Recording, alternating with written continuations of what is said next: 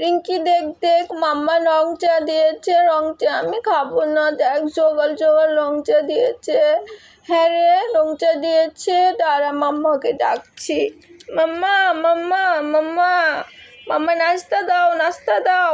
রং চা দিয়েছো কেন? দুধ চা দাও, আমি রং চা খাবো না।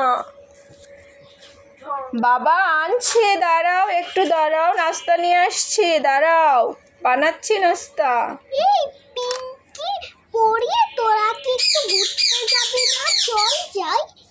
হ্যাঁ রে যাবো তো, দাঁড়া একটু দাঁড়া, আমরা নাস্তা খাইনি এখনো, নাস্তা খেয়ে যাবো। তুই নাস্তা খেয়েছিস? হ্যাঁ রে খেয়েছি।